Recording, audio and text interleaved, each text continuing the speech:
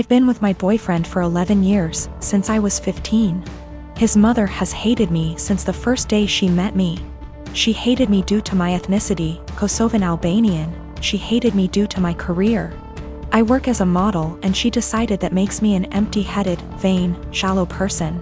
Then when I told her I still planned to go to university alongside my career, she said I was doing it to impress my boyfriend.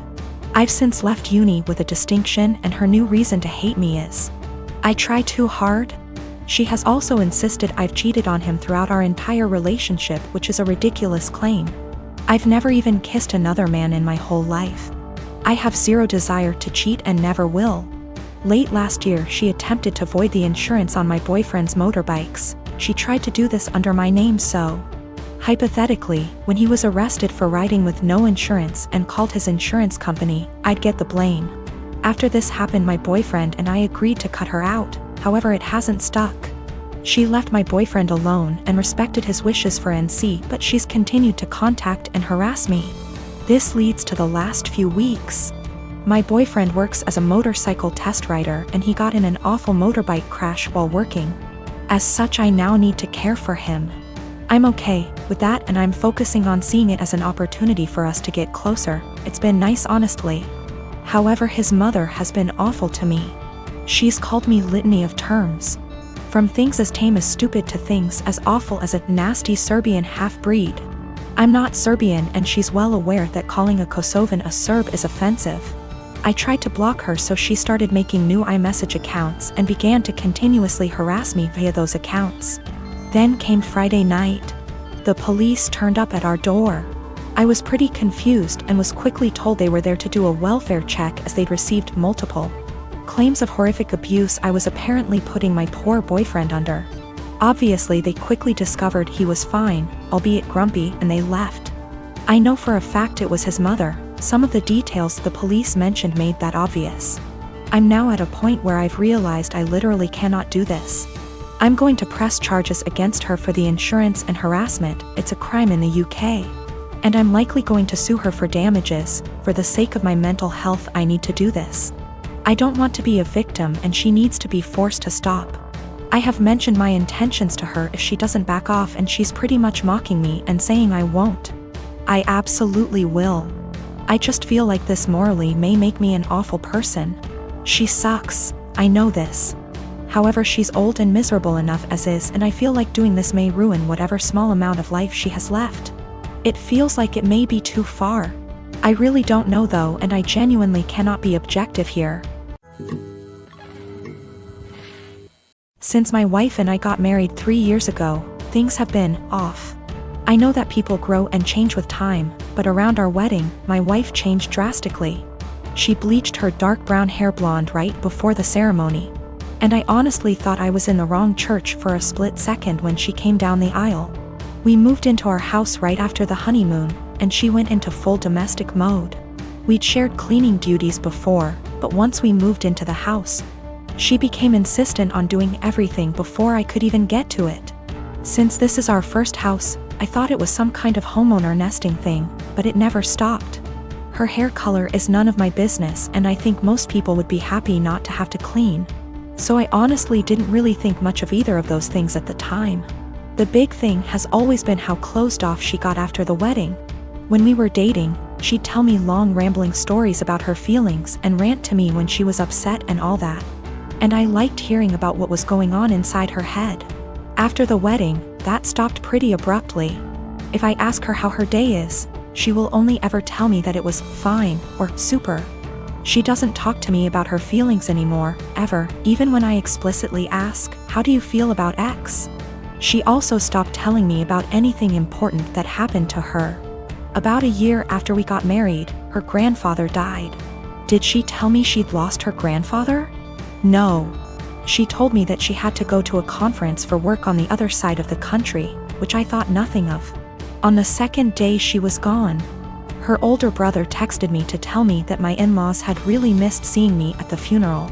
When I called her to ask why in the ever-loving hell she didn't tell me, and then lied about it, all she would say was, "I didn't want to trouble you. You have a lot on your plate." After that, she went on a couple of spontaneous family trips.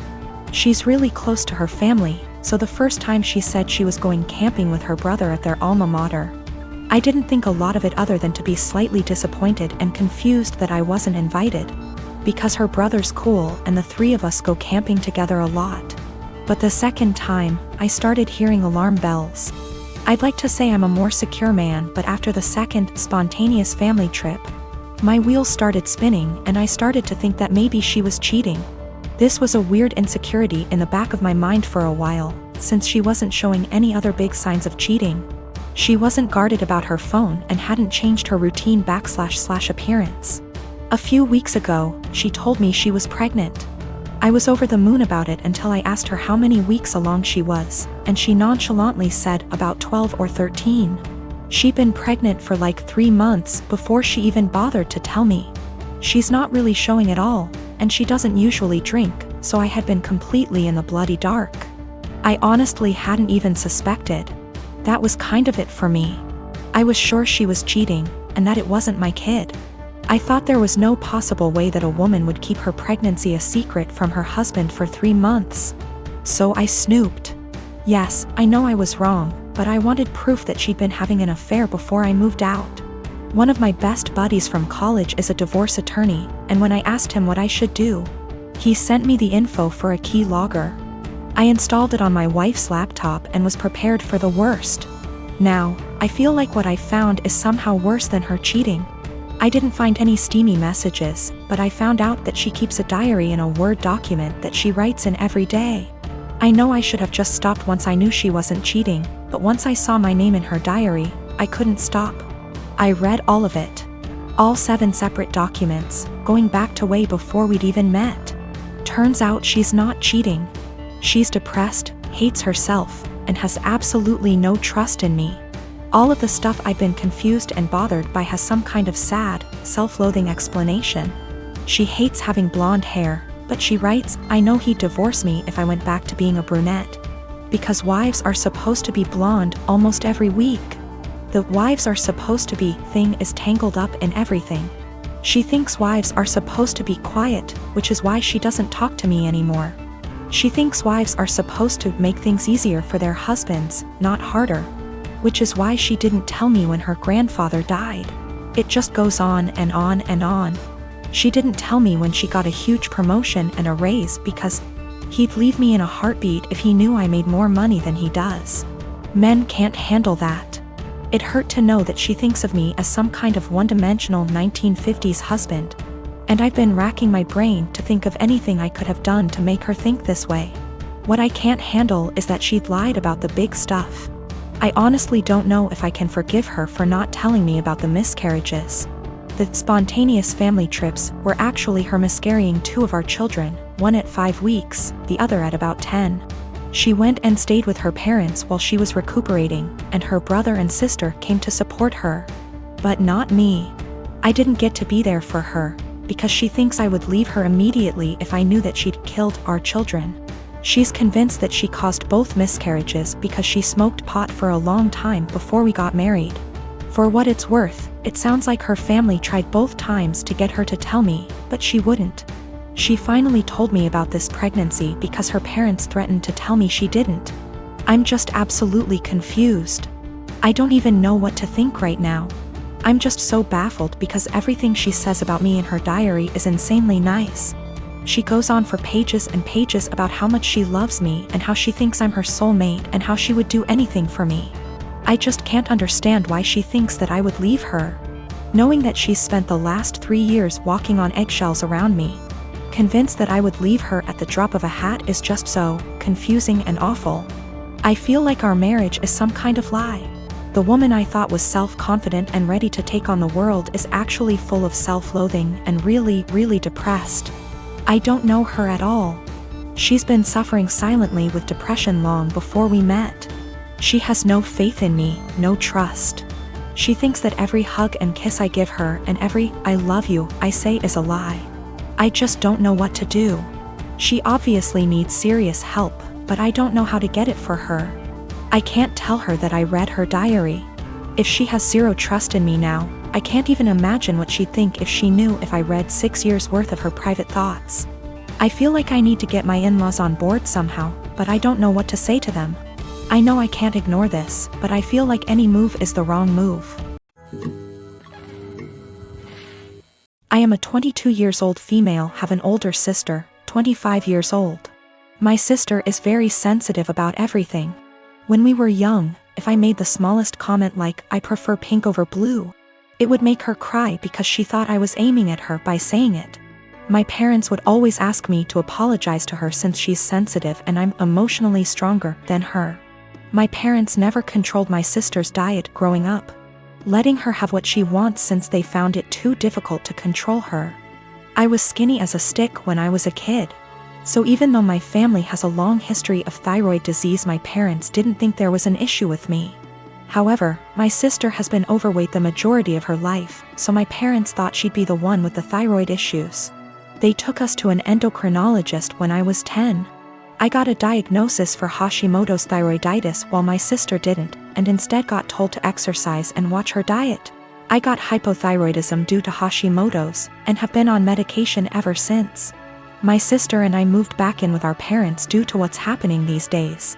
I leave my medication in a cabinet near the kitchen since I know I won't take it unless I have to actually get out of bed to do so. Apparently, I left a box before I moved out of my parents' house when I was a teen, and one of her friends saw it while they were over and asked if it was hers. My sister told them that it was, and that's why she was overweight. The box has Euthyrox written on it in big bold letters with a little picture of a thyroid gland next to it. So, yeah, pretty obvious it was meant for a thyroid condition.